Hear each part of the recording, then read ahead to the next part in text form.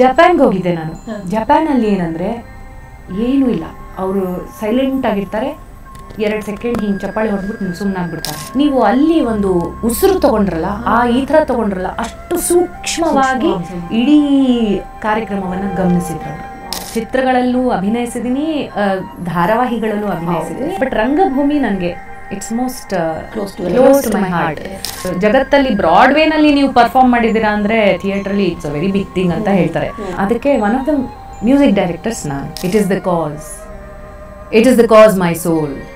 Let me not name it to you, you chased stars, but it is the cause. ಅದರಲ್ಲಿ German ನಟರು ಇದ್ರು, ಭಾರತದಿಂದ ಬೆಂಗಳೂರಿನ ನಟರು ಇದ್ರು, ಅದರಲ್ಲಿ ನಾನು ಒಬ್ಳು. So I learned a very big lesson ಅವತ್ತು.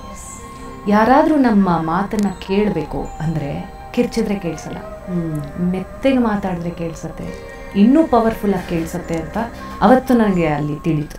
ಮುಗಿಲ ಮಾರಿಗೆ ರಾಗರತಿಯ ನಂಜ ಏರಿತ ಆಗ ಸಂಜೆಯಾಗಿತ್ತ. ಮ್ಯಾಮ್, ಇದೆಲ್ಲ ಸಿಂಗಿಂಗ್ ಆಯಿತು, ಸುಗಮ ಸಂಗೀತ, ಭಾವಗೀತೆ ಎಲ್ಲ. ನೀವು ಚಿಕ್ಕಂದಿಂದನೂ ಕೂಡ ರಂಗಭೂಮಿ ಜೊತೆಗೆ ನಿಮ್ಗೊಂದು ನಂಟಿತ್ತು, ಅಮ್ಮನಿಂದ ತಾತನಿಂದ ಎಲ್ಲನೂ ಕೂಡ. ಸೊ ರಂಗಭೂಮಿನ ನೀವು ಅದನ್ನು ಸಂಪೂರ್ಣವಾಗಿ ತೆಗೆದುಕೊಂಡಿದ್ರೆ ರಂಗಭೂಮಿಯನ್ನೇ ನೀವು ಫುಲ್ ಕಂಪ್ಲೀಟ್ಲಿ ಆವರಿಸ್ಕೊಂಡು ಬಿಡ್ಬೋದಿತ್ತೇನೋ. ಆದರೆ if I am not wrong ಅಂದರೆ ಆಗಾಗ ಕಾಣಿಸ್ಕೊಳ್ತಿದ್ದೀರಾ. ರಂಗಭೂಮಿ ಬಗ್ಗೆ, ಅದರ ಒಡನಾಟದ ಬಗ್ಗೆ ಹೇಳೋದಿದ್ರೆ? ರಂಗಭೂಮಿನೇ ನನ್ನ ಜೀವನ. ರಂಗಭೂಮಿ ಒಳಗಡೆ ನಾನು ಬೆಳೆದಿರೋಳು. ನಾನು ಏನೇ ಇವತ್ತು ಮಾಡ್ತಾಯಿದ್ರು ಒಂಥರ ರಂಗಭೂಮಿಯಲ್ಲಿ ಒಳಗಡೆ ಇದ್ದು ಹೊರಗಡೆ ಎಲ್ಲ ಮಾಡ್ಕೊಂಡು ಮತ್ತೆ ನಾನು ವಾಪಸ್ ಹೋಗೋದು ರಂಗಭೂಮಿ ನನ್ನ ಮನೆ. ಎಲ್ಲಿಗೆ ಹೋದ್ರೂ ನಾನು ವಾಪಸ್ ಬರೋದು ರಂಗಭೂಮಿಗೆ. ದಟ್ ಈಸ್ ಮೈ ಹೋಮ್ ಅಂತ ಹೇಳ್ಬೋದು. ನಾನು ಪ್ರತಿ ವರ್ಷ ಅಟ್ಲೀಸ್ಟ್ 2 ಹೊಸ ಪ್ರೊಡಕ್ಷನಲ್ಲಿ ಕೆಲಸ ಮಾಡ್ತೀನಿ. ರಂಗಭೂಮಿಯಲ್ಲಿ ಕೆಲಸ ಮಾಡ್ಕೊಂಡು ಬರ್ತಾನೇ ಇದ್ದೀನಿ ನಾನು.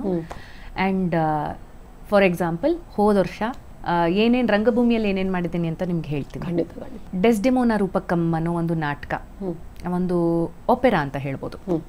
2 ನಟರು ಅಥವಾ ನಟಿಯರು ಇರುವಂಥ ಒಪೆರಾ. ಅದರಲ್ಲಿ ನಾನು ಒಬ್ಬಳು ನಟಿ. ಸೊ ನನ್ನ ಜೊತೆ ಬಿಂದು ಮಾಲಿನಿ ಅಂತ ಹಾಡುಗಾರ್ತಿ. ಸೊ ನಾವಿಬ್ಬರು ಹಾಡ್ತೀವಿ, ನಾವಿಬ್ಬರು ನಟಿಸ್ತೀವಿ. ಅದರಲ್ಲಿ ಹಾಡಿಕೊಂಡು ನಟಿಸುವಂಥ ಒಂದು ನಾಟಕ ಡೆಸ್ಡೆಮೋನಾ, ಒಥೆಲೋ ನಾಟಕದ, ಶೇಕ್ಸ್ಪಿಯರ್ ನಾಟಕ ಡೆಸ್ಡೆಮೋನಾ. ಅದರಲ್ಲಿ ನೀವು ಆ ಓಂಕಾರ ಅನ್ನೋ ಒಂದು ಚಿತ್ರನೂ ನೋಡಿರ್ಬೋದು, ವಿಶಾಲ್ ಭಾರದ್ವಾಜ್ ಅವರು. It's adaptation of Othello. Othello ನಾಟಕದಲ್ಲಿ ಡೆಸ್ಡೆಮೋನಾ ಕೊಲೆ ಆಗುತ್ತೆ.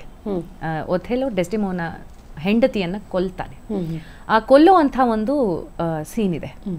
ಆ ಒಂದು ಸೀನನ್ನು ತಗೊಂಡು ಇಡೀ ನಮ್ಮ ಡೆಸ್ಡೆಮೋನಾ ರೂಪಕಂ ಅನ್ನೋ ನಾಟಕವನ್ನು, ಆ ಒಂದು ಸೀನನ್ನು ತಗೊಂಡು ಅದನ್ನು ಪರಿಶೀಲಿಸ್ತಾ ಹೋಗುವಂಥ ನಾಟಕ. ಓಕೆ, ಯಾಕೆ ಅವನು ಅವಳನ್ನು ಕೊಲ್ತಾನೆ, ಮತ್ತು ಒಂದು ಹೆಣ್ಣಿನ ದನಿ ಆ ಕಥೆಯಲ್ಲಿ ಯಾಕೆ ಮುಖ್ಯ ಆಗೋದಿಲ್ಲ. ನಮ್ಮ ಕಥೆಗಳಲ್ಲಿ ರಾಮಾಯಣ ಇರಬಹುದು, ಮಹಾಭಾರತ ಇರ್ಬೋದು, ಬೇರೆ ಬೇರೆ ನಮ್ಮ ಎಪಿಕ್ ನ್ಯಾರೇಟಿವ್ಸ್ ಇರ್ಬೋದು, ಸ್ಟೋರಿ ಟೆಲ್ಲಿಂಗಲ್ಲಿ ನಮ್ಮ ಕಥೆಗಳಲ್ಲಿ ಹೆಣ್ಣಿನ ದನಿ ಎಲ್ಲಿದೆ, ಎಲ್ಲಿ ಇಲ್ಲ, ಯಾವುದು ಹೆಣ್ಣಿನ ದನಿ ಮುಖ್ಯ ಆಗತ್ತೆ, ಮುಖ್ಯ ಆಗಲ್ಲ, ಎಲ್ಲಿ ನಾವು ಹೆಣ್ಣಿನ ದನಿಯನ್ನ ಮಿಸ್ ಮಾಡ್ಕೊಂಡಿದೀವಿ, ಯಾವ ಒಂದು ಪಾಯಿಂಟ್ ಆಫ್ ವ್ಯೂ ಇದೆಯಲ್ಲ. ಕಥೆ ಹೇಳುವುದು ಕೂಡ ಒಬ್ಬರ ಪಾಯಿಂಟ್ ಆಫ್ ವ್ಯೂ, ಹೌದಲ್ವಾ? ಯಾರು ಕಥೆಗಾರ ಇರ್ತಾನೆ ಅವನ ಪಾಯಿಂಟ್ ಆಫ್ ವ್ಯೂ, ಅದು ಯಾವಾಗ್ಲೂ ಗಂಡಿನ ದನಿ ಆಗಿದೆಯಾ ಅಥವಾ ಹೆಣ್ಣಿನ ದನಿಯೂ ಇದೆಯಾ ಅದರಲ್ಲಿ, ಈ ಎಲ್ಲ ಪ್ರಶ್ನೆಗಳನ್ನ ಕೇಳ್ಕೊಂಡು ಹೋಗುವಂಥ ನಾಟಕ ಡೆಸ್ಡೆಮೋನಾ ರೂಪಕಂ. ಸೊ ಹೋದ ವರ್ಷ ಅದರ ತುಂಬಾ ಶೋಗಳನ್ನ ನಾನು ಮಾಡಿದ್ದೀನಿ. ಒಂದು ಹೊಸ ನಾಟಕ ಹೋದ ವರ್ಷ ಜನವರಿಯಲ್ಲಿ ಪ್ರೀಮಿಯರ್ ಆದಂಥ ಹಿಂದಿ ನಾಟಕ ದೇಸ್ ಅಂತ ಬಾಂಬೆನಲ್ಲಿ ಪ್ರೀಮಿಯರ್ ಆಯಿತು. ಅಭಿಷೇಕ್ ಮಜುಮ್ದಾರ್ ಅನ್ನೋರು ನಿರ್ದೇಶಕರು. ಅದಕ್ಕೆ ನಾನು sound design and music direction ಮಾಡಿದೆ. ಅದಲ್ಲದೆ ಯುರೋಪ್ನಲ್ಲಿರುವಂಥ ಬೆಲ್ಫಾಸ್ಟ್ ದೇಶ, ಅಲ್ಲಿ ಇರುವಂಥ ಒಂದು ನಾಟಕ ಕಂಪನಿಯ ಒಂದು ನಾಟಕ ದ ವ್ಯಾನಿಷಿಂಗ್ ಎಲಿಫೆಂಟ್ ಅಂತ, ಮಕ್ಕಳ ನಾಟಕ. ಅವರ ವಿಶೇಷತೆ ಏನು ಅಂದರೆ ಮ್ಯಾಜಿಕ್ಕನ್ನು ಯೂಸ್ ಮಾಡಿ ನಾಟಕವನ್ನು ಮಾಡ್ತಾರೆ. ಸೊ ಇಡೀ ನಾಟಕ ನೋಡ್ತಾ ಇರ್ಬೇಕಾದ್ರೆ ಎಷ್ಟೋ ಮ್ಯಾಜಿಕ್ ಟ್ರಿಕ್ಸ್ ಕಾಣಿಸುತ್ತೆ ಸ್ಟೇಜ್ ಮೇಲೆ. ಮಕ್ಕಳಿಗೆ ಒಂಥರ ಒಂದು ರೋಮಾಂಚನ ಆಗುವಂಥ ಎಕ್ಸ್ಪೀರಿಯನ್ಸನ್ನು ಕೊಡ್ತಾರೆ ಅವರು ತಮ್ಮ ನಾಟಕಗಳ ಮೂಲಕ. ಆ ನಾಟಕಕ್ಕೆ ನಾನು one of the music directors. ಆ ನಾಟಕವನ್ನು ಬ್ರಾಡ್ವೇ ಅಂತ ಒಂದು ಬಹಳ ಜಗತ್ತಲ್ಲಿ ಬ್ರಾಡ್ವೇನಲ್ಲಿ ನೀವು ಪರ್ಫಾರ್ಮ್ ಮಾಡಿದ್ದೀರಾ ಅಂದರೆ ಥಿಯೇಟ್ರಲ್ಲಿ it's a very big thing ಅಂತ ಹೇಳ್ತಾರೆ. ಸೊ ಬ್ರಾಡ್ವೇನಲ್ಲೂ ಪರ್ಫಾರ್ಮ್ ಆದಂಥ ಒಂದು ನಾಟಕ ದ ವ್ಯಾನಿಷಿಂಗ್ ಎಲಿಫೆಂಟ್. ಅದು ಇವಾಗ್ಲೂ ಎಲ್ಲ ಕಡೆ ಯುರೋಪ್ನಲ್ಲಿ, ಅಮೆರಿಕದಲ್ಲಿ ಪ್ರದರ್ಶನ ಆಗ್ತಾ ಇದೆ. ಅದಕ್ಕೆ one of the music directors ನಾನು. ಅದಲ್ಲದೆ ಈ ವರ್ಷ 2025 ಜನವರಿಯಲ್ಲಿ ಬಾಂಬೆನಲ್ಲಿ ರಿಹರ್ಸಲ್ ಆಗಿ ಇದ್ರ ಮೇಲೆ ಬಂದಂಥ ಸ್ಟೇಜ್ ಮೇಲೆ ಪ್ರೀಮಿಯರ್ ಆದಂಥ ಒಂದು ನಾಟಕ ಕವನ್ ಅಂತ. ಇದು it is an Ambedkarite opera. Ambedkar ಅವರ ವಿಚಾರಧಾರೆಯನ್ನ ಇಟ್ಕೊಂಡು ಒಂದು ಕಥೆಯನ್ನ ಹೆಣೆದು ಅದನ್ನ ಒಂದು ಆಪೆರಾ ರೀತಿಯಲ್ಲಿ ಪ್ರೆಸೆಂಟ್ ಮಾಡಿರುವಂಥ ಒಂದು ನಾಟಕ ಕವನ್. ಇದು ಬಾಂಬೆ ಎಲ್ಗಾರ್ ಅನ್ನೋ ಒಂದು ತಂಡ, ಅಂಬೇಡ್ಕರೈಟ್ ಟೀಮ್, ಅವರು ಅಭಿನಯಿಸುವಂಥ ನಾಟಕ. ಅಭಿಷೇಕ್ ಮಜುಮ್ದಾರ್ ಅವರ ನಿರ್ದೇಶನ. ಭಾರತದ ಬೇರೆ ಬೇರೆ ಬೇರೆ ಬೇರೆ ಕಡೆಯಿಂದ, ಡೆಲ್ಲಿಯಿಂದ, ಬೆಂಗಳೂರಿನಿಂದ, ಬಾಂಬೆನಿಂದ ಎಲ್ಲ ಕಡೆಯಿಂದ ಬಂದು ಒಂದು ತಂಡ ಸೇರ್ಕೊಂಡು ಮಾಡಿರುವಂಥ ಒಂದು ನಾಟಕ. ಇದಕ್ಕೆ ನಾನು ಕೂಡ ಮ್ಯೂಸಿಕ್ ಡೈರೆಕ್ಷನ್ ಮಾಡಿದ್ದೀನಿ. ಸೊ ರಂಗಭೂಮಿಯಲ್ಲಿ ಇಷ್ಟು ಕೆಲಸ ಬರೀ ಹೋದ ವರ್ಷ ಮಾತ್ರ, ಒಂದೇ ವರ್ಷದಲ್ಲಿ. You are very much engage with ರಂಗಭೂಮಿ. ವೆರಿ ಮಚ್ ಎಂಗೇಜ್ ವಿತ್ ರಂಗಭೂಮಿ. ನೀವು ಹೇಳಿದ ಒಂದು ಮಾತು ನನಗೆ ಈಗಲೂ ಹಾಂಟ್ ಆಗ್ತದೆ, ಅಂದ್ರೆ ನಾವ್ ಎಲ್ಲೇ ಹೋದ್ರು ಕೂಡ ಮನೆಗೆ ವಾಪಸ್ ಬರ್ಲೇಬೇಕು ಅಂದಂಗೆ. ಹೌದೌದು. ಗಾಯನ ಇವೆಲ್ಲದ್ರ ಜೊತೆಗೆ ನಮ್ಮ ತಾತ ಪ್ರಾರಂಭಿಸಿದ ನಾಟಕ ಶಾಲೆ ಅಭಿನಯ ತರಂಗ. ಹೌದು. ಅದನ್ನ ನಮ್ಮ ತಾಯಿಯವರು ಈಗ ನಡೆಸ್ತಾರೆ, ಗೌರಿ ದತ್ತು. ಅಭಿನಯ ತರಂಗ ನಾಟಕ ಶಾಲೆಯನ್ನ ನಡೆಸುವಂತ ನಮ್ಮ ತಾಯಿಯವರು. ನನ್ನ ತಾಯಿ, ನನ್ನ ಮನೆ ಅಂದ್ರೆ ನನ್ನ ತಾಯಿ ಅಲ್ವಾ, ನಮ್ಮ ತಂದೆಯವರು ಈಗಿಲ್ಲ, ಬಟ್ ನಮ್ಮ ತಾತ ಅವರು ಈಗಿಲ್ಲ. ನಮ್ಮ ತಂದೆ ತಾಯಿ, ನಮ್ಮ ಕುಟುಂಬನೇ ನಮ್ಮ ಜಗತ್ತು ಅಲ್ವಾ. ನನ್ನ ಜಗತ್ತೇ ರಂಗಭೂಮಿ ಒಳಗಿರ್ಬೇಕಾದ್ರೆ ರಂಗಭೂಮಿಯನ್ನ ನಾನು ಬಿಟ್ಟು ಎಲ್ಲಿಗೆ ಹೋಗ್ಲಿ, ಐಸೋಲೇಟ್ ಮಾಡೋದಕ್ಕೆ ಸಾಧ್ಯ ಇಲ್ಲ. ಸೊ ರಂಗಭೂಮಿ ಚಿಕ್ಕನೇ ನಂಟಿರೋದಕ್ಕೋಸ್ಕರ ನಂಗೆ ಕ್ಯೂರಿಯಸ್, ಅಂದ್ರೆ ನೀವು ಪಾತ್ರ ಎಲ್ಲ ಅಭಿನಯ ಎಲ್ಲ ಮಾಡುವಾಗ ಯಾವ ರೀತಿ ತಯಾರಿ ನಡೆಸ್ತಿದ್ರಿ? ಪ್ರತಿಯೊಂದಕ್ಕೂ ಹೋಮ್ವರ್ಕ್ ಅಂತ ಬೇಕೇ ಬೇಕು. ಒಂದು ಕಾನ್ಸರ್ಟ್ ಹೋಗ್ತೀವ ಅಂತ ಅಂದ್ರೆ ನೀವು ಮೊದಲೇ ಸ್ವಲ್ಪ ರಿಹರ್ಸಲ್ ಮಾಡ್ಕೊಂಡು ಅದ್ರ ರೀತಿ ಅಲ್ಲ. ರಂಗಭೂಮಿ ಬಗ್ಗೆ ನಮ್ಗೆ ಈಗಿನ ಜನರೇಷನ್ ಅದು ನಮ್ಗೆ ಅದ್ರ ಬಗ್ಗೆ ಅಷ್ಟೊಂದು ಗೊತ್ತಿಲ್ಲ. ನೀವು ಬಾಲ್ಯದಿಂದಲೂ ಕೂಡ ಅದ್ರ ಜೊತೆಗೆ ನಂಟನ್ನು ಹೊಂದೋರು. ರಂಗಭೂಮಿಯಲ್ಲಿ ಒಂದು ಪಾತ್ರದ ತಯಾರಿ ಯಾವ ರೀತಿ ಇರುತ್ತೆ? ತುಂಬಾನೇ ಹೋಮ್ವರ್ಕ್ ಮಾಡ್ಬೇಕಾಗುತ್ತೆ. ಸಿನಿಮಾದಲ್ಲಿ ಬೇರೆ ರೀತಿ ಇರುತ್ತೆ, ಸಿನಿಮಾ ನಟನೆನೇ ಬೇರೆ. ರಂಗಭೂಮಿ ಅಂದ್ರೆ ನೀವು ಫೇಸ್ ಟು ಫೇಸ್ ಇಂಟ್ರಾಕ್ಟ್ ಆಗ್ತಿರುತ್ತೆ, ಆಡಿಯನ್ಸ್ ಅಲ್ಲೇ ಕೂತಿರ್ತಾರೆ. ಟೋಟಲಿ ಹೇಗೆ ಡಿಫ್ರೆಂಟ್ ಆಗಿರುತ್ತೆ ಮೇಡಮ್ ರಂಗಭೂಮಿ? ನನಗೆ ರಂಗಭೂಮಿ ಯಾಕೆ ಇಷ್ಟ ಆಗುತ್ತೆ, ಆಸ್ ಎನ್ ಆಕ್ಟ್ರೆಸ್, ನಾನು ನಟಿಯಾಗಿ ರಂಗಭೂಮಿಯನ್ನ ತುಂಬಾ ಇಷ್ಟಪಡ್ತೀನಿ. ಅಂದ್ರೆ ಚಿತ್ರಗಳಲ್ಲೂ ಅಭಿನಯಿಸಿದ್ದೀನಿ, ಧಾರಾವಾಹಿಗಳಲ್ಲೂ ಅಭಿನಯಿಸಿದ್ದೀನಿ. ಅದು ಕೂಡ ನನಗೆ ಒಂಥರ ಬಹಳ ಹೇಳ್ಕೊಟ್ಟು ಕಲಿಯೋಕೆ ಸಿಕ್ಕಂಥ ಅವಕಾಶ. ಬಟ್ ರಂಗಭೂಮಿ ನನಗೆ it's most close to my heart. ಏನಂದರೆ ರಂಗಭೂಮಿಯಲ್ಲಿ ತುಂಬ ಖುಷಿ ತರುವಂಥದ್ದು, ಸ್ಟೇಜ್ ಮೇಲೆ ಹೋಗಿ ಪರ್ಫಾರ್ಮ್ ಮಾಡಿ ಜನರ ಚಪ್ಪಾಳೆಯನ್ನು ಗಳಿಸ್ಕೋತೀವಲ್ಲ, ಅಷ್ಟು ಮಾತ್ರ ಅಲ್ಲ. ಅದು ತುಂಬ ದೊಡ್ಡದು. ಅದು ಇಮ್ಮಿಡಿಯೇಟ್ಲಿ ನಮಗೆ ಜನರ ಒಂದು ರಿಯಾಕ್ಷನ್ ಸಿಗತ್ತೆ, ಅದೆಲ್ಲ ಇದೆ. ಬಟ್ ಅದರಷ್ಟೇ ಸಂತೋಷ ಕೊಡುವಂಥದ್ದು ಆ ಪ್ರೋಸೆಸ್ ಇದೆಯಲ್ಲ. ಒಂದು ನಾಟಕವನ್ನ ಅರ್ಥ ಮಾಡ್ಕೊಳ್ಳೋದು, ಒಂದೇ ಒಂದು ಸಾಲನ್ನ ಅರ್ಥ ಮಾಡ್ಕೊಳ್ಳೋದು, ಒಂದು ನಾಟಕವನ್ನ ಅರ್ಥ ಮಾಡ್ಕೊಳ್ಳೋದು, ನನ್ನ ಪಾತ್ರವನ್ನ ಅರ್ಥ ಮಾಡ್ಕೊಳ್ಳೋದು, ಈ ಒಂದು ಸೀನಿನ ಸ್ಟ್ರಕ್ಚರನ್ನು ಅರ್ಥ ಮಾಡ್ಕೊಳ್ಳೋದು, ಎಲ್ಲವನ್ನ ನಾವು ಆಸ್ ಎ ಗ್ರೂಪ್ ಮಾಡ್ತಾ ಇರ್ತೀವಿ, ಒಂದು ತಂಡದ ಜೊತೆ ಮಾಡ್ತೀವಿ, ಒಬ್ಳೆ ಮಾಡೋದಿಲ್ಲ. ನಾನು ನನ್ನ ಸ್ಟಡಿ ರೂಮಲ್ಲಿ ಕೂತ್ಕೊಂಡು, ನಾನು ಕೋಣೆಯಲ್ಲಿ ಕೂತ್ಕೊಂಡು ಇದು ಇದು ಇದು ಅಂತ ನಾನು ಒಬ್ಳೆ ಓದೋದಿಲ್ಲ, ಅಥವಾ ಒಬ್ಳೆ ಅದನ್ನ ನಾನು ಎಕ್ಸ್ಪ್ಲೋರ್ ಮಾಡೋದಿಲ್ಲ. ಒಂದು ತಂಡದ ಜೊತೆ ಒಂದು ರೂಮ್ನಲ್ಲಿ ನಾವೆಲ್ಲ ದಿನ ಸೇರಿ ಕೂತು ಮೀಟ್ ಮಾಡಿ ಜಗಳ ಆಡಿ, ವಾದ ಮಾಡಿ, ವಿವಾದ ಮಾಡಿ, ಈ ಎಕ್ಸ್ಪೆರಿಮೆಂಟ್ ಮಾಡಿ, ಅದನ್ನು ಟ್ರೈ ಮಾಡಿ, ಹಿಂಗೆ ಹೇಳ್ತಿದ್ದಾರೆ ಅವರು, ಇಲ್ಲ ಹೀಗೆ ಹೇಳ್ತಿದ್ದಾರೆ, ಓ ಇದಾ ಸೀನಿನ ಅರ್ಥ, ಇಲ್ಲ ಅದು ಸೀನಿನ ಅರ್ಥ, ಓ ಹೀಗೆ ಮಾಡ್ಬೇಕಾ, ಇಲ್ಲ ಹಾಗೆ ಮಾಡ್ಬೇಕು. ಈ ಥರ ಒಂದು ಕಥೆಯ ಸತ್ಯವನ್ನ ಹುಡುಕ್ತಾ ಹೋಗ್ತೀವಿ ನಾವು. ಒಂದು ಕ್ಯಾರೆಕ್ಟರಿನ ಅಂತರಾಳವನ್ನ ಆಸ್ ಎ ಗ್ರೂಪ್ ಹುಡುಕ್ತಾ ಹೋಗ್ತೀವಿ. That is exciting, because it's a community. ಇದು ಒಂದು ಕಮ್ಯುನಿಟಿ ಸೇರ್ಕೊಂಡು, ಅಂದ್ರೆ ಒಂದು ಗ್ರೂಪ್ ಸೇರ್ಕೊಂಡು, ಒಂದು ಗ್ರೂಪ್ ಆಫ್ ಪೀಪಲ್ ಸೇರ್ಕೊಂಡು ಮಾಡುವಂಥ ಆಕ್ಟಿವಿಟಿ ಅದು. ಆಗ ನಮಗೆ ಒಂದೇನಾದ್ರೂ ಒಂದು ಏನಂತಾರೆ ಡಿಸ್ಕವರಿ ಮಾಡಿದಾಗ, ಓ ಅಂತ ಒಂದೇನಾದ್ರು ಸಿಗತ್ತಲ್ಲ, ಒಂದು ಅದು ನೀವು ಒಂದು ಕ್ರಿಕೆಟ್ ಮ್ಯಾಚ್ ಗೆದ್ದಾಗ ಒಂದು ಖುಷಿ ಆಗತ್ತಲ್ಲ, ಅಷ್ಟು ಖುಷಿ ಆಗುತ್ತೆ. ಸೊ ಆ process is also very rewarding, very enriching ನಾಟಕದಲ್ಲಿ. ಬಿಕಾಸ್ ನಾವು ಆಸ್ ಅ ಗ್ರೂಪ್ ಒಂದು ಪ್ರಾಬ್ಲಮ್ಮಿನ ಸೊಲ್ಯೂಷನ್ ಅನ್ನ ಹುಡುಕ್ತಾ ಹೋಗ್ತೀವಿ ನಾವು. ಮೇಡಮ್, ನಾವೆಲ್ಲ ಸಿನಿಮಾ ಡೈಲಾಗ್ಸ್ನೆಲ್ಲ ಕೇಳಿರ್ತೀವಿ, ನಾಟಕ ಡೈಲಾಗ್ಸ್ ಕೇಳೋಕ್ಕೂ ನಮ್ಗೆ ಒಂಥರ ಖುಷಿ ಇರುತ್ತೆ. ನೀವು ಕನ್ನಡ, ಇಂಗ್ಲಿಷ್ ಥಿಯೇಟರ್, ಬೇರೆ ಲ್ಯಾಂಗ್ವೇಜಸ್ ಅಲ್ಲಿ ಕೂಡ ಆಕ್ಟ್ ಮಾಡಿದ್ದೀರಾ. ಸೊ ಯಾವ್ದಾದ್ರು ನಮಗೋಸ್ಕರ ಯಾವ್ದಾದ್ರು ಡೈಲಾಗ್ ಹೇಳ್ಬೋದಾ? ಡೈಲಾಗ್ ಅಂದರೆ ನಾನು ಈ ಡೆಸ್ಡೆಮೋನಾ ರೂಪಕಮ್ಮಲ್ಲಿ ಒಥೆಲೋ ಡೈಲಾಗ್ ಹೇಳ್ತೀನಿ ನಾನು, ಓಕೆ, ಶೇಕ್ಸ್ಪಿಯರ್ ಅವ್ರದ್ದು.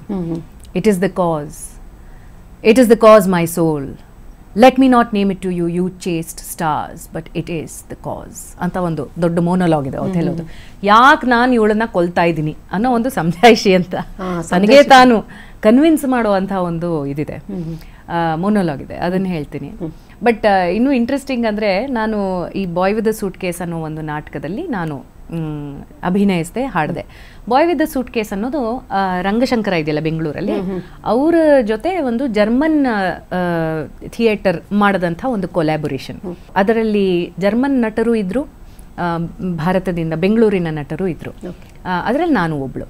ಜರ್ಮನ್ ನಿರ್ದೇಶಕರು ಆ್ಯಂಡ್ ಒಂದು ಆ ಕಥೆ ಇಂಗ್ಲೀಷ್ನಲ್ಲಿ ಐರಿಷ್ ಪ್ಲೇ ರೈಟ್ ಒಬ್ಬರು ಮೈಕ್ ಕೆನಿ ಅಂತ ಅವ್ರು ಬರೆದಂಥ ಒಂದು ನಾಟಕ ಬಾಯ್ ವಿತ್ ದ ಸೂಟ್ ಕೇಸ್. ಅದನ್ನು ಇಂಡಿಯಾದಲ್ಲಿ ಮಾಡಬೇಕಾದ್ರೆ ಇಂಗ್ಲೀಷಲ್ಲಿ ಮಾಡ್ತಾ ಇದ್ವಿ. ಓಕೆ. ಜರ್ಮನಿಯಲ್ಲಿ ಆ ನಾಟಕವನ್ನು ನಾವು ಅಭಿನಯಿಸಬೇಕಾದ್ರೆ 10 ವರ್ಷ ಮಾಡಿದ್ದೀವಿ ಈ ನಾಟಕವನ್ನು. ಇದೇ ನಾಟಕ 10 ವರ್ಷ ಜರ್ಮನಿಯಲ್ಲಿ, ಬೇರೆ ಬೇರೆ ಯುರೋಪಿನ ಬೇರೆ ಬೇರೆ ದೇಶಗಳಲ್ಲಿ, ಭಾರತದಲ್ಲಿ ಬಹುಶಃ 100ಕ್ಕಿಂತ ಹೆಚ್ಚು, ಎಷ್ಟು 115 ಏನೋ ಶೋಸ್ ಮಾಡಿದ್ದೀವಿ. ಅದನ್ನು ಇಡೀ ಯುರೋಪ್ದಲ್ಲಿ ಮಾಡಿದಂಥ ಒಂದು ನಾಟಕ ಇದು, ಮಕ್ಕಳಿಗಾಗಿ ಮಾಡಿದಂಥ ನಾಟಕ. ಮಕ್ಕಳು ಅಂದರೆ ಯಂಗ್ ಅಡಲ್ಟ್ಸ್ ಅಂತ ಹೇಳ್ತಾರೆ, ಆ ಒಂದು ಇದಕ್ಕೆ ವಯಸ್ಸಿಗೆ ಮಾಡಿದಂಥ ನಾಟಕ.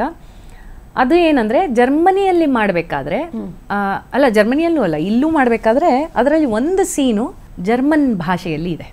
ಓಕೆ, ಜರ್ಮನ್ ಭಾಷೆಯಲ್ಲಿ. ಸೊ ಅದರಲ್ಲಿ ಬೇರೆ ಬೇರೆ ಪಾತ್ರಗಳು ಬಂದು ಹೋಗಿ ಆಗುತ್ತೆ. ನಾನು ಅದರಲ್ಲಿ ಒಂದು 2-3 ಪಾತ್ರ ಮಾಡ್ತೀನಿ ಆ ನಾಟಕದಲ್ಲಿ. ಒಂದು ಒಬ್ಬ ಮುಖ್ಯ ಪಾತ್ರಧಾರಿ ಬಾಯ್ ವಿತ್ ದ ಸೂಟ್ ಕೇಸ್, ಆ ಬಾಯ್ ಇರ್ತಾನಲ್ಲ, ಅವನ ಅಕ್ಕನ ಪಾತ್ರ ನಾನು ಮಾಡ್ತಾ ಇದ್ದೆ, ಅವನ ತಾಯಿಯ ಪಾತ್ರ ಮಾಡ್ತಾ ಇದ್ದೆ. 2 ಪಾತ್ರ ನಾನು ಮಾಡ್ತಾ ಇದ್ದೆ. ಅದರಲ್ಲಿ ಒಂದು ಸಲ ಏನು ರಿಹರ್ಸಲ್ ಮಾಡಬೇಕಾದ್ರೆ ಅದರಲ್ಲಿ ಒಂದು ಅಜ್ಜಿ ತಾತನ ಪಾತ್ರ ಬರುತ್ತೆ. ಆ ಅಜ್ಜಿ ತಾತ ಜರ್ಮನಲ್ಲಿ ಮಾತಾಡ್ತಾರೆ, ಜರ್ಮನ್ ಭಾಷೆಯಲ್ಲಿ. ಅದು ಯಾಕೆ ಅಂದರೆ ಈ ಹುಡುಗನಿಗೆ ಅವ್ರು ಮಾತಾಡೋದು ಅರ್ಥ ಆಗಲ್ಲ, ಅವ್ರು ಮಾತಾಡೋದು ಈ ಹುಡುಗನಿಗೆ ಅರ್ಥ ಆಗಲ್ಲ, ಆ ಥರದ ಒಂದು ಸೀನ್. ಓಕೆ. ಸೊ ಅವರು ಜರ್ಮನ್ ಭಾಷೆಯಲ್ಲಿ ಮಾತಾಡೋದು ಅಂತ ಡಿಸೈಡ್ ಮಾಡಿದ್ರು. ಆ ಪಾತ್ರವನ್ನು ಮಾಡಬೇಕಾಗಿದ್ದ, ಆಗ ರಿಹರ್ಸಲ್ ಮಾಡಬೇಕಾದ್ರೆ ಆ ಪಾತ್ರವನ್ನು ಒಬ್ಬ ನಟಿ ಮಾಡಬೇಕಾಗಿತ್ತು. ಅವಳು ಹುಷಾರು ತಪ್ಪೋಯ್ತು ಅವಳಿಗೆ, ಅಂದರೆ ಅವಳು ಒಂದಷ್ಟು ದಿನ ಹುಷಾರು ತಪ್ಪಿಟ್ಲು. ಆ್ಯಂಡ್ ಅವಳು ಬೇರೆ ಪಾತ್ರನೂ ಮಾಡ್ತಾ ಇದ್ಲು. ಸೊ ಅವರು ನಿರ್ದೇಶಕರು ಅಂದ್ರೇಯ ಅಂತ ಅವ್ರು ಯೋಚನೆ ಮಾಡ್ತಾಯಿದ್ರು, ಏನು ಮಾಡೋಣ. ಆ್ಯಕ್ಚುಲಿ ನನ್ನ ಮನಸ್ಸಲ್ಲೂ ಒಂದು ಇದಿದೆ, ಯಾಕೆಂದರೆ ಅವಳು ಈ ಒಂದು ಮುಖ್ಯ ಪಾತ್ರ ಮಾಡ್ತಾಳೆ, ಅವಳು ಈ ಅಜ್ಜಿ ಪಾತ್ರನೂ ಮಾಡಿದ್ರೆ ಸ್ವಲ್ಪ ತೊಂದರೆ ಆಗುತ್ತೆ. ಬಟ್ ಬೇರೆ ಯಾರಿಗೂ ಜರ್ಮನ್ ಬರಲ್ವಲ್ಲ, ಅವಳು ಜರ್ಮನ್, ಅವಳು ಇನ್ಯಾರಿಗೂ ಜರ್ಮನ್ ಬರಲ್ವಲ್ಲ, ಅದಕ್ಕೆ ನಾನು ಅವಳಿಗೆ ಆ ಪಾತ್ರವನ್ನು ಕೊಡ್ತಾ ಇದ್ದೀನಿ ಅಂತ ಅವರು ಡಿಸ್ಕಸ್ ಮಾಡ್ತಾಯಿದ್ರು. ಸೊ ನಾನು ಹೇಳಿದೆ, ಅಂದರೆ ನಾನು ಮಾಡ್ಬೋದಲ್ಲ ಅದನ್ನು ಅಂತ. ಬಟ್ ನಿನಗೆ ಜರ್ಮನ್ ಬರಲ್ವಲ್ಲ? ಬರಲ್ಲ, ಬಟ್ ಕಲಿಬೋದಲ್ಲ. ನೀನು ಜರ್ಮನ್ ಭಾಷೆ ಕಲಿತೀಯ? ಅದೊಂದು ಸೀನ್ಗಾಗುವಷ್ಟು ನಾನು ಕಲಿತೀನಿ, ಅದಕ್ಕೇನಂತೆ ಅಂತಂದೆ. ಆ್ಯಂಡ್ ಆ ಜರ್ಮನ್ ಆ ಒಂದು ಸೀನಿನಲ್ಲಿ ನಾನು ಜರ್ಮನ್ ಭಾಷೆ ಮಾತಾಡ್ತೀನಿ. ಓ, ಕಲ್ತ್ರಿ ಕೂಡ? Sind Sie verrückt? Bedeutet es etwas Besonderes ಅಂತ ಈ ಥರದ್ದು ಭಾಷೆ ಇದೆ.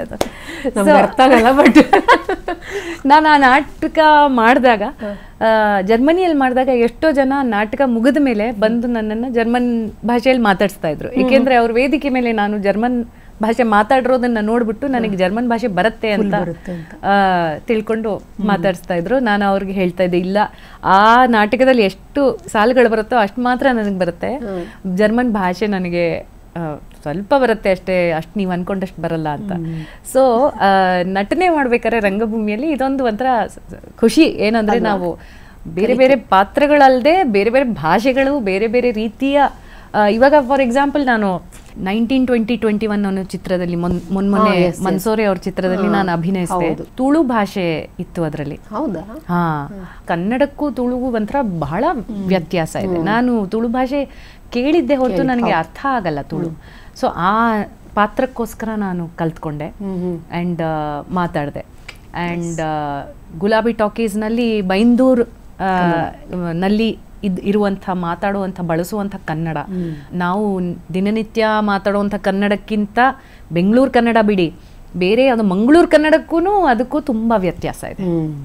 ಸೊ ಕುಂದಾಪುರಕ್ಕೂ ಮಂಗಳೂರಿಗೂ ಎಲ್ಲ ಅಲ್ಲಿ ಆ ಕೋಸ್ಟಲ್ ಕನ್ನಡಕ್ಕೂ ಬೈಂದೂರು ಕನ್ನಡಕ್ಕೂ ತುಂಬಾ ವ್ಯತ್ಯಾಸ ಇದೆ. ಸೊ ಆ ಡೈಲೆಕ್ಟ್ಗಳನ್ನು ಕೂಡ ನಮಗೆ ಕಲಿಯೋದಕ್ಕೆ ಸಿಗತ್ತಲ್ಲ as A actor.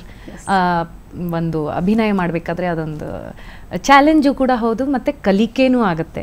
That is very exciting. ಹೌದು ಹೌದು. ನನಗೆ ನೀವು ಕಲಿಕೆ ಅಂದಾಗ ನೀವು ಹೇಳಿದ ಮಾತನ್ನೇ ನೀವು ಹೇಳಿದ್ರ ಏನೇ ಆದ್ರೂ ಕಲ್ತ್ಕೊಳ್ಬೇಕು ಅದನ್ನ, ಹೌದು, ನಾನು ಯಾವತ್ತೂ ಬಿಡಲ್ಲ ಅಂತ. ಅದಕ್ಕೊಂದು ರಿಸಂಬಲ್ ಆಗುತ್ತೆ ಇದು. ಇವಾಗ ಯಾರೋ ಒಬ್ರು ತುಂಬಾ ಫೇಮಸ್ ವ್ಯಕ್ತಿ ಹೇಳಿದ್ದಾರೆ, ಒಳ್ಳೆ ಆಕ್ಟರ್ ಆಗ್ಬೇಕಂದ್ರೆ, ನಟ ಆಗ್ಬೇಕು ಅಥವಾ ನಟಿ ಆಗ್ಬೇಕಂದ್ರೆ ಏನ್ ಮಾಡ್ಬೇಕು ಅಂತ. ತುಂಬಾ ಒಳ್ಳೆ ಕಳ್ಳ ಆಗಿರ್ಬೇಕು ನೀನು.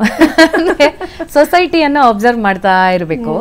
ಅದ್ರಲ್ಲಿ ಏನ್ ಕಾಣಿಸುತ್ತೋ ಅದನ್ನ ತಕ್ಷಣ you should be able to catch it and ಅದನ್ನ ಮತ್ತೆ ನಿಮ್ಮ ಅಭಿನಯದಲ್ಲಿ ನೀವು ತೋರ್ಸಕ್ಕೆ ಆಗಬೇಕು. ದಟ್ ಇಸ್ ದ ಇದು ಅಂತ.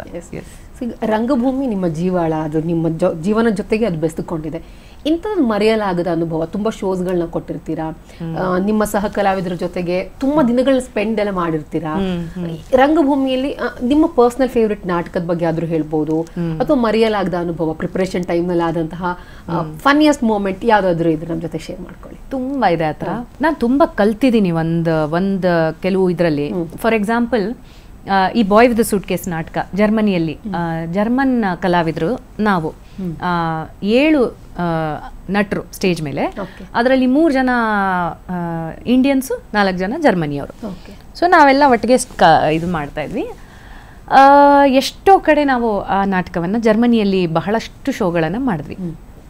ಅದು ಯಂಗ್ ಅಡಲ್ಟ್ಸ್ಗೋಸ್ಕರ ಮಾಡ್ತಾ ಇದ್ದಂಥ ಒಂದು ನಾಟಕ. ಅಂದರೆ 13ರಿಂದ 17 ವಯಸ್ಸಿನ ಮಕ್ಕಳಿಗೆ, ಆಲ್ಮೋಸ್ಟ್ ಟೀನೇಜರ್ಸ್ ಅಂತ, ಟೀನೇಜರ್ಸ್ಗೋಸ್ಕರ ಮಾಡ್ತಾ ಇದ್ದಂಥ ನಾಟಕ. ಟೀನೇಜರ್ಸ್ ನಿಮ್ಗೆ ಗೊತ್ತು, ಅವರನ್ನ ಒಂದು ಕಡೆ ಕೂರಿಸಿ ಅವ್ರಿಗೇನಾದ್ರೂ ಹೇಳಿದ್ರೆ ಎಷ್ಟು ರಿಬೆಲಿಯಸ್ ಇದಿರುತ್ತೆ, ಅವ್ರಿಗೆ ಮೂಡ್ ಇರುತ್ತೆ. ಅಂದ್ರೆ ಅವ್ರಿಗೋಸ್ಕರ ಮಾಡಿದಂಥ ಒಂದು ನಾಟಕ. ಗ್ರೋನಮೈರ್ ಅಂತ ಡೈರೆಕ್ಟರು ತುಂಬಾ ಅದ್ಭುತವಾಗಿ ಅದನ್ನ ಡೈರೆಕ್ಟ್ ಮಾಡಿದ್ರು. ನೀವು ಒಂದು 10 ನಿಮಿಷ ಟೈಮ್ ಕೊಡಬೇಕು ಆ ನಾಟಕವನ್ನ. 10 ನಿಮಿಷ ಅದು ನೀವು ನೋಡ್ಬಿಟ್ರೆ ಆಮೇಲೆ ನಾಟಕ ಮುಗಿಯೋವರೆಗೂ ನೀವು ಉಸಿರನ್ನು ಬಿಡೋದಿಲ್ಲ, ಅಷ್ಟು ನಿಮ್ಮನ್ನ ಹಿಡಿದಿಡುವಂಥ ಒಂದು ನಾಟಕ ಅದು. ಬಟ್ ಆ ಒಂದು ಫಸ್ಟ್ 10-15 ಮಿನಿಟ್ಸ್ ಬೇಕು ಆ ನಾಟಕ ನಿಮ್ಮನ್ನ ಅಟ್ರಾಕ್ಟ್ ಮಾಡೋದಕ್ಕೆ. ಸೊ ಏನಾಗ್ತಿತ್ತು, ನಾವು ಎಷ್ಟೋ ಕಡೆ ಮಾಡ್ತಾ ಇರ್ಬೇಕಾದ್ರೆ ಫಸ್ಟು ಮಕ್ಕಳು ಗಲಾಟೆ ಮಾಡ್ತಾ ಇರ್ತಾರೆ. ಅವ್ರ ಮಕ್ಳಿಗೆ ಏನಂದರೆ ಕೂತ್ಕೊಂಡಿರ್ತಾರೆ, ಸ್ಟೇಜ್ ಎಲ್ಲ ಕಡೆ ಲೈಟ್ ಇರುತ್ತೆ, ಎಲ್ಲ ಲೈಟ್ಸ್ ಆಫ್ ಆಗುತ್ತೆ. ಹೌದು, ನಾಟಕ ಪ್ರಾರಂಭ ಆಗಕ್ಕೆ ಮುಂಚೆ ಲೈಟ್ ಎಲ್ಲ ಆಫ್ ಆಗುತ್ತೆ. ಓ ಅಂತ ಗಲಾಟೆ ಮಕ್ಕಳು. ಆ ಗಲಾಟೆ ಎಷ್ಟೋ ಕಡೆ ಎಲ್ಲ ಕಡೆ ಮಾಡ್ತಾರೆ ಮಕ್ಕಳು. ಕರೆಂಟ್ ಹೋಗಿದ ತಕ್ಷಣ ನೀವು ನೋಡಿಬೇಕಿದೆ ಕ್ಲಾಸ್ ರೂಮ್ ಅಲ್ಲಿ ಓ ಅಂತ ಗಲಾಟೆ ಮಾಡ್ತಾರೆ. ನಾವು ಮಾಡಿದೀವಿ. ಸೊ ಕಿರ್ಚ್ತಾರೆ ಮಕ್ಕಳು. ಲೈಟ್ ಸ್ವಲ್ಪ ಅಥವಾ ಸೌಂಡ್ ಏನಾದ್ರು ಕೇಳಿಸಿದ್ರೆ ತಕ್ಷಣ ಸ್ವಲ್ಪ ಮೆತ್ತಗೆ ಆಗ್ತಾರೆ, ಏನೋ ಸ್ಟಾರ್ಟ್ ಆಯ್ತೇನೋ ಒಂದು ಅಂತ. ಒಂದ್ ಕಡೆ ಮಾತ್ರ ಓ ಅಂತ ಗಲಾಟೆ ಮಾಡ್ತಾ ಇದ್ರು. ನಾಟಕ ಸ್ಟಾರ್ಟ್ ಆಯ್ತು. ನಮ್ಮ ನಾಟಕ ಫಸ್ಟ್ ದನಿಯಲ್ಲಿ ಸ್ಟಾರ್ಟ್ ಆಗುತ್ತೆ, ಆಮೇಲೆ ನಿಧಾನಕ್ಕೆ ಬೆಳಕು ಬರುತ್ತೆ. ಸೊ ದನಿ ಸ್ಟಾರ್ಟ್ ಆಯ್ತು, ಆದರೂ ಸ್ವಲ್ಪ ಗಲಾಟೆ ಮಾಡ್ತಾನೇ ಇದ್ರು ಮಕ್ಕಳು. ಆಮೇಲೆ ಒಂದು 4 ನಿಮಿಷ 5 ನಿಮಿಷ ನಾಟಕನೂ ಪ್ರಾರಂಭ ಆಯಿತು, ಬೆಳಕು ಬಂತು, ನಾವೆಲ್ಲ ಸ್ಟೇಜ್ ಮೇಲೆ ಬಂದ್ವಿ, ನಾಟಕ ಪ್ರಾರಂಭ ಆಗಿದೆ, ಆದರೂ ಗಲಾಟೆ ನಿಲ್ಲಿಸಲಿಲ್ಲ ಅವರು. ಸೊ ನೀವೇನು ಮಾಡ್ತೀರಾ ಇವಾಗ? ಗಲಾಟೆ ಮಾಡ್ತಾ ಇದ್ರೆ, ನೀವು ಭಾಷಣ ಮಾಡ್ತಿದ್ದೀರಾ ಅನ್ಕೊಳ್ಳಿ, ಅಥವಾ ನೀವು ಮಾತಾಡ್ತಾ ಇದ್ದೀರಾ ವೇದಿಕೆ ಮೇಲೆ, ಆಡಿಯನ್ಸ್ ಗಲಾಟೆ ಮಾಡ್ತಿದ್ರೆ ಏನು ಮಾಡ್ತೀರಾ ನೀವು? ರಿಕ್ವೆಸ್ಟ್ ಮಾಡ್ಕೋತೀವಿ. ಅಲ್ಲ, ನೀವು ರಿಕ್ವೆಸ್ಟ್ ಅಲ್ಲ, ಅಂದ್ರೆ ನೀವು ಪಾತ್ರ ಮಾಡ್ತಾ ಇದ್ರೆ ರಿಕ್ವೆಸ್ಟ್ ಮಾಡಕ್ಕಾಗಲ್ವಲ್ಲ. ನಾಟಕ ಕಥೆಯಲ್ಲಿ ಇದೀವಿ ನಾವು, ನಾವೇನು. ಸೊ ನನ್ನ ನ್ಯಾಚುರಲ್ ರೆಸ್ಪಾನ್ಸ್ ಏನಿತ್ತು, ನನ್ನ ಮತ್ತು ನನ್ನ ಜೊತೆ ಅಭಿನಯಿಸ್ತಾ ಇದ್ದಂಥ ಶೃಂಗ ಅಂತ ನಟ, ಬಹಳ ಒಳ್ಳೆ ನಟ, ಕನ್ನಡದ ನಟ. ನಮ್ಮ ಫಸ್ಟ್ ಇನ್ಸ್ಟಿಂಕ್ಟ್, ಅವ್ರು ಕಿರ್ಚ್ತಾ ಇದ್ರೆ ಅವ್ರಿಗಿಂತ ಜೋರಾಗಿ ಮಾತಾಡಿದ್ವಿ ನಾವು. ಅವರು ಗಲಾಟೆ ಮಾಡ್ತಾ ಇದ್ರು ಮಕ್ಕಳು, ನಾವು ಇನ್ನೂ ಜೋರಾಗಿ ಮಾತಾಡಿದ್ವಿ, ನಮ್ಮ ದನಿ ಅವ್ರಿಗೆ ತಲುಪಲಿ ಅಂತ. ಆಮೇಲೆ ನೋಡಿದ್ರೆ ನಮ್ಮ ಈ ಜರ್ಮನ್ ಇವರೆಲ್ಲ ಇದ್ರಲ್ಲ, ಅವರು ತುಂಬಾ ವರ್ಷದಿಂದ ಮಕ್ಳಿಗಾಗೇ ನಾಟಕ ಮಾಡಿ ಮಾಡಿ ಮಾಡಿ ಮಾಡಿ ಅವ್ರಿಗೆ ಅಭ್ಯಾಸ, ಮಕ್ಕಳ ಜೊತೆ ಹೇಗೆ ನಾಟಕ ಮಾಡಬೇಕು ಅಂತ ಅವ್ರಿಗೆ ತುಂಬಾ ಚೆನ್ನಾಗಿ ಅಭ್ಯಾಸ ಆಗೋಗಿತ್ತು. ಅವರು ತಮ್ಮ ದನಿಯನ್ನ ಇನ್ನು ಮೆತ್ತಿಗೆ ಮೆತ್ತಿಗೆ ಮೆತ್ತಿಗೆ ಮೆತ್ತಿಗೆ ಮೆತ್ತಿಗೆ ಮೆತ್ತಿಗೆ ಮೆತ್ತಿಗೆ ಮೆತ್ತಿಗೆ ಮಾಡ್ತಾ ಹೋದ್ರು. ಹಂಗ್ ಮಾಡಿದಾಗ ಏನಾಯ್ತು, ಗಲಾಟೆ ಮಾಡ್ತಾ ಇದ್ದಂಥ ಮಕ್ಕಳು ಅಲ್ಲಿ ಏನು ಕೇಳಿಸ್ತಾ ಇಲ್ವಲ್ಲ ಅಂತ ಅವ್ರ ಗಲಾಟೆಯನ್ನ ಕಡಿಮೆ ಮಾಡಿದ್ರು. ಆ್ಯಂಡ್ ಫೈನಲಿ ನಾವು ಎಷ್ಟು ಮೆತ್ತಗೆ ಮಾತಾಡಿದ್ವಿ ಅಂದರೆ, ನಾನು ಇವಾಗ ನಿಮಗೆ ನನ್ನ ದನಿ ಕೇಳಿಸ್ತಾ ಇಲ್ಲ, ಇಷ್ಟು ಮೆತ್ತಗೆ ಮಾತಾಡಿದ್ರೆ ಅಲ್ಲಿ ಪಿನ್ ಡ್ರಾಪ್ ಸೈಲೆನ್ಸ್ ಆಯಿತು ಕೊನೆಗೆ. So I learned a very big lesson ಅವತ್ತು. ಯಾರಾದರೂ ನಮ್ಮ ಮಾತನ್ನು ಕೇಳಬೇಕು ಅಂದರೆ ಕಿರ್ಚಿದ್ರೆ ಕೇಳಿಸಲ್ಲ, ಮೆತ್ತಗೆ ಮಾತಾಡಿದ್ರೆ ಕೇಳಿಸತ್ತೆ, ಇನ್ನೂ ಪವರ್ಫುಲ್ಲಾಗಿ ಕೇಳಿಸತ್ತೆ ಅಂತ ಅವತ್ತು ನನಗೆ ಅಲ್ಲಿ ತಿಳಿತು. That was a very big lesson ನನಗೆ ಕಲ್ತಿತ್ತು. ನನಗೆ ಅನಿಸ್ತಾ ಇದೆ ಕರೆಕ್ಟ್. ಅದು ನಾವು ಯೂಶಲಿ ಹಂಗೆ ಮಾಡ್ತೀವಿ, ಅವ್ರು ಜೋರು ಮಾತಾಡ್ತಿದ್ರೆ ನಮ್ಮ ಧ್ವನಿ ಇನ್ನೂ ಏರ್ಸಕ್ಕೆ ಹೋಗ್ತೀವಿ. ಹೌದು, ಹಾಗಲ್ಲ. ಯಾರಾದರೂ ನಮ್ಮ ಮಾತನ್ನ ಕೇಳಬೇಕು ಅಂದರೆ ನಾವಿನ್ನೂ ನಮ್ಮ ದನಿಯನ್ನು ಮೆತ್ತಗೆ ಮಾಡ್ತಾ ಹೋದರೆ ಅವರಿನ್ನೂ ನಮ್ಮ ಕಡೆ ಗಮನವನ್ನು ಜಾಸ್ತಿ ಕೊಡ್ತಾರೆ. ಹೌದು, ನಾವು ಕಿರ್ಚಿದ್ರೆ ಅವ್ರು ನಮ್ಮ ಕಡೆ ಗಮನವನ್ನು ಕೊಡದೇ ಇರಬಹುದು. That is a very big lesson ನಾನು ಅವತ್ತು ಕಲ್ತಿದ್ದು. ತುಂಬ ಒಳ್ಳೆ ಅಮೂಲ್ಯವಾದ ಪಾಠನ ಕಲ್ತಿದ್ದು. ಅದಲ್ಲದೆ ಈ ಥರ ಎಷ್ಟೋ ನಾವು ಸ್ಟೇಜ್ ಮೇಲಿದ್ದಾಗ ಕಲಿಕೆಗಳಾಗುತ್ತೆ. ಒಂದು ಏನಂದರೆ, ಒಂದು ಸೋಲೋ ಪರ್ಫಾರ್ಮೆನ್ಸ್ ಮಾಡ್ತಿದ್ದೆ ನಾನು. 7 ವರ್ಷ ನಾವು ಒಂದು ನಾಟಕದ ಪರ್ಫಾರ್ಮೆನ್ಸ್ ಮಾಡಿದೆ. ಒಂದು ಸಿ ಶಾರ್ಪ್ ಸಿ ಬ್ಲಂಟ್ ಅಂತ ಒಂದು ನಾಟಕ. ಅದು ನಂದು ಸೋಲೋ ಪರ್ಫಾರ್ಮೆನ್ಸ್. ಅದು ಡೈರೆಕ್ಟರ್ ಒಬ್ಬರು ಜರ್ಮನ್ ಡೈರೆಕ್ಟರ್ ಸೋಫಿಯಾ ಅಂತ. ತಂಡ ಭಾರತದ ತಂಡ, ನಮ್ಮ ಭಾರತದ ತಂಡ. ನಾನು ಅದರಲ್ಲಿ ಸೋಲೋ ಪರ್ಫಾರ್ಮೆನ್ಸ್. ಅದರಲ್ಲಿ ನಾನು ಬಹಳಷ್ಟು ಪಾತ್ರಗಳನ್ನು ಮಾಡ್ತಾ ಹೋಗ್ತೀನಿ ಆಸ್ ಎನ್ ಆಕ್ಟ್ರೆಸ್. ಅದರಲ್ಲಿ ಒಂದು ಪಾತ್ರ ಏನಂದರೆ, ನಾನೊಂದು ಆ್ಯಪ್, ಆಗ ಆ್ಯಪ್ಗಳು ಅಷ್ಟೊಂದು ಇರಲಿಲ್ಲ. ಆಗ ನಾವು ಒಂದು ಆ್ಯಪನ್ನು, ನಾನು ಸ್ಟೇಜ್ ಮೇಲೆ ಒಂದು ಆ್ಯಪ್ ರೋಲನ್ನು ಮಾಡ್ತೀನಿ. ಆಡಿಯನ್ಸ್ ಜೊತೆ ಇಂಟರಾಕ್ಷನ್ ಇರುವಂತಹ ನಾಟಕ ಅದು. ಸೊ ನಾನು ಆ್ಯಪ್ ಆದಾಗ ನಾನು ಹಾಡುವ ಆ್ಯಪ್ ಶಿಲ್ಪ ಅನ್ನೋ ಒಂದು ಆ್ಯಪ್. ಸೊ ಜನರಿಗೆ ನಾನು ರೋಬೋಟ್ ತರ ನಿಂತ್ಕೊಂಡು ನಾನು ಜನರಿಗೆ ನಾನು ಆ್ಯಪ್ ಆಗಿ ಮಾತಾಡಿಸ್ತೀನಿ.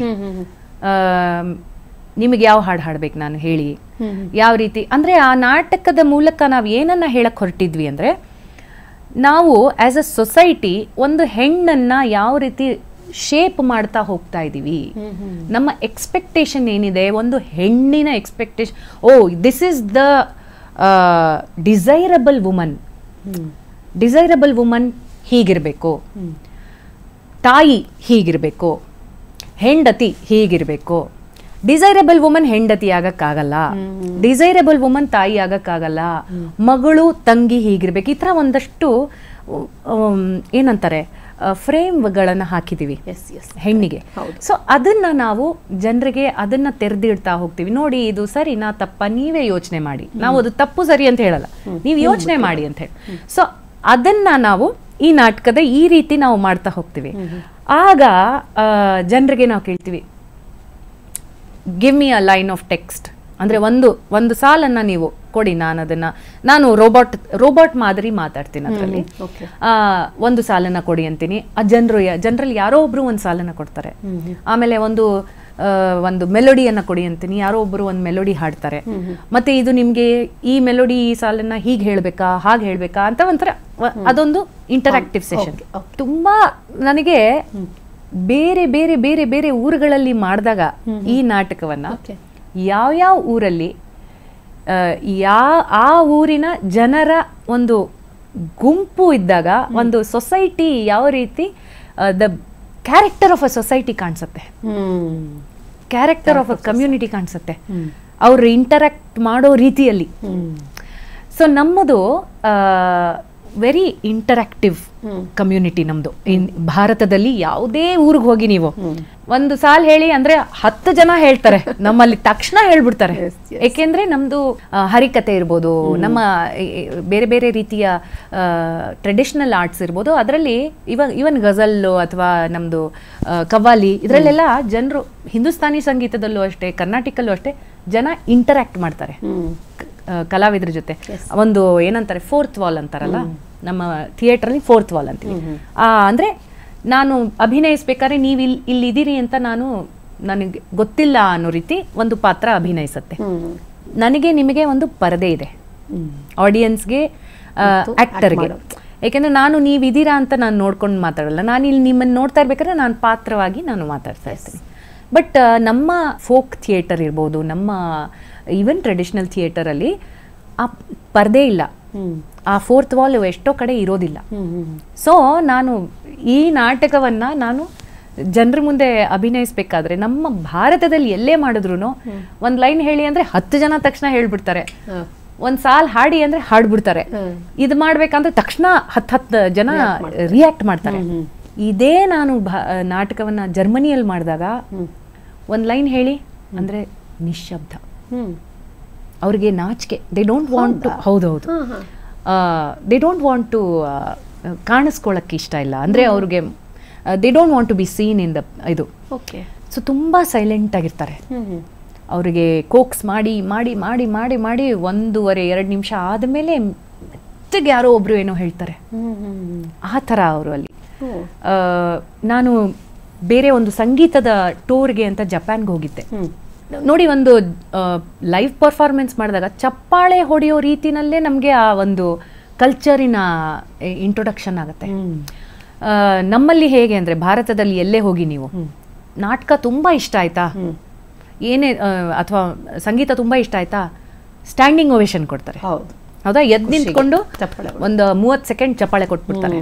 ದಟ್ ಈಸ್ ಅಂದರೆ ಅದ್ಭುತವಾಗಿತ್ತು ಅಂತ ಅರ್ಥ. ಯುರೋಪಲ್ಲಿ ನೀವು ಎಲ್ಲೇ ಹೋಗಿ ತುಂಬಾ ಚೆನ್ನಾಗಿತ್ತಾ, ಅವರು ನಿಂತ್ಕೊಳ್ಳೋದಿಲ್ಲ, ಕೂತ್ಕೊಂಡೇನೆ ಬೇಕಿದ್ರೆ 10 ನಿಮಿಷ ಚಪ್ಪಾಳೆ ಹೊಡಿತಾರೆ. ಓಕೆ, ಕೂತ್ಕೊಂಡಲ್ಲೇ ಕೂತ್ಕೊಂಡು ಹೊಡಿತಾನೇ ಇರ್ತಾರೆ ಚಪ್ಪಾಳೆ. ನೀವು ಏನಂತಾರೆ, ಬೋ ಮಾಡ್ತೀರಲ್ಲ, ಬೋ ಮಾಡ್ಬಿಟ್ಟು ನೀವು ಒಳಗಡೆ ಹೋಗ್ತೀರಾ, ಚಪ್ಪಾಳೆ ಹೊಡಿತಾ ಇರ್ತಾರೆ, ನೀವು ಮತ್ತೆ ಆಚೆ ಬರ್ತೀರಾ, ಮತ್ತೆ ಬೋ ಮಾಡ್ತೀರಾ, ನೀವು ಒಳಗೆ ಹೋಗ್ತೀರಾ, ಚಪ್ಪಾಳೆ ಹೊಡಿತಾನೇ ಇರ್ತಾರೆ. ಆ ಥರ ಹೋಗಿ ಬಂದು ಅದನ್ನ ಕರ್ಟನ್ ಕಾಲ್ ಅಂತಾರೆ. ಬಂದು ಬಂದು ಬಂದು ಥ್ಯಾಂಕ್ ಯು ಅಂತ ಹೇಳ್ಬಿಟ್ಟು ಒಳಗೆ ಹೋಗೋದು. ಆ ಥರ 2-3 ಸಲ ಮಾಡಿದ್ರೆ ಅದು ನಾರ್ಮಲ್ ಅಂತ, ಒಂದು 8-9 ಸಲ ಮಾಡಿದ್ರೆ ತುಂಬಾ ಇಷ್ಟ ಆಗಿದೆ ಅವ್ರಿಗೆ ಅಂತ. ಅದು ಬರ್ತಾನೆ ಇರ್ತೀವಿ ನಾವು, ಅವ್ರ ಚಪ್ಪಾಳೆ ನಿಲ್ಸೋವರೆಗೂ ಬರ್ತಾ ಇರ್ಬೇಕು. ಭಾರತದಲ್ಲಿ ಹಂಗಲ್ಲ, ತುಂಬಾ ಇಷ್ಟ ಆಗ್ಬಿಟ್ರೆ ನಿಂತ್ಕೊಂಡು ಅವರೇ ನಿಂತ್ಕೊಂಡ್ಬಿಟ್ಟು ಚಪ್ಪಾಳೆ ಶಿಳ್ಳೆ ಎಲ್ಲಾನು ಬಂದ್ಬಿಡುತ್ತೆ. ಜಪಾನ್ಗೆ ಹೋಗಿದ್ದೆ ನಾನು. ಜಪಾನ್ ಅಲ್ಲಿ ಏನಂದ್ರೆ ಏನೂ ಇಲ್ಲ, ಅವರು ಸೈಲೆಂಟ್ ಆಗಿರ್ತಾರೆ, 2 ಸೆಕೆಂಡ್ ಹಿಂಗೆ ಚಪ್ಪಾಳೆ ಹೊಡೆದ್ಬಿಟ್ಟು ನೀವು ಸುಮ್ಮನಾಗ್ಬಿಡ್ತಾರೆ. ತುಂಬ ಇಷ್ಟ ಆದ್ರೂ ನಾನು ನನ್ನ ಜರ್ಮನ್ ಮ್ಯೂಸಿಷಿಯನ್ ಒಬ್ರ ಜೊತೆ ಹೋಗಿದ್ದೆ. ಅವ್ರನ್ನ ಕೇಳಿದೆ ನಾನು, ಇಷ್ಟ ಆಗಲಿಲ್ವಾ ಅವ್ರಿಗೆ ನಮ್ಮ ಸಂಗೀತ? ಇಲ್ಲ ಇಲ್ಲ ಇಲ್ಲ ಇಲ್ಲ ಇಷ್ಟ ಆಯ್ತು, ಅವ್ರಲ್ಲಿ ಮುಂಚೆ ಹೋಗಿದ್ರು ಅಂತ. ಇಷ್ಟ ಆಗಿದೆ, ನಮ್ಮದು ನಾವು ಸ್ಟೇಜಿಂದ ಇಳಿದ ಮೇಲೆ ಯು ವಿಲ್ ನೋ ಅಂತ. ಸ್ಟೇಜಿಂದ ಇಳಿದಿದ್ದ ತಕ್ಷಣ ಅಲ್ಲಿದ್ದಂಥ ಒಂದು 200 ಜನ ಇದ್ರೆ ಅಟ್ಲೀಸ್ಟ್ ಒಂದು 60 ಜನ ಬಂದು ಒಬ್ಬೊಬ್ಬರಾಗಿ ಬಂದು, ಅದು ತುಂಬ ಚೆನ್ನಾಗಿತ್ತು, ಇದು ತುಂಬ ಚೆನ್ನಾಗಿತ್ತು, ನೀವು ಅಲ್ಲಿ ಒಂದು ಉಸಿರು ತಗೊಂಡ್ರಲ್ಲ, ಈ ಥರ ತಗೊಂಡ್ರಲ್ಲ, ಅಷ್ಟು ಸೂಕ್ಷ್ಮವಾಗಿ ಇಡೀ ಕಾರ್ಯಕ್ರಮವನ್ನು ಗಮನಿಸಿದ್ರು ಅವರು.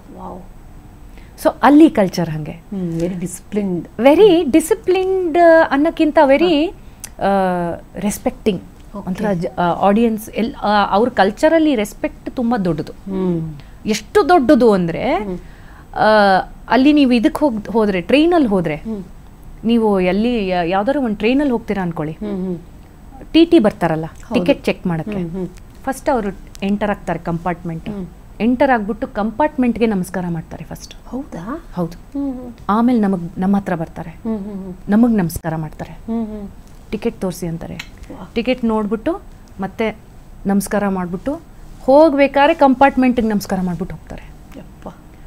ಎಲ್ಲಾದ್ರ ಬಗ್ಗೆ ಅಷ್ಟು ರೆಸ್ಪೆಕ್ಟು, ಎಲ್ಲವನ್ನ ಅವರು ಆ ಥರ ಒಂದು they show respect to even things, ಅಂದರೆ ಜೀವಂತ ಇಲ್ಲದೆ ಇರುವಂಥ ವಸ್ತುಗಳಿಗೂ respect ತೋರಿಸ್ತಾರಲ್ಲಿ.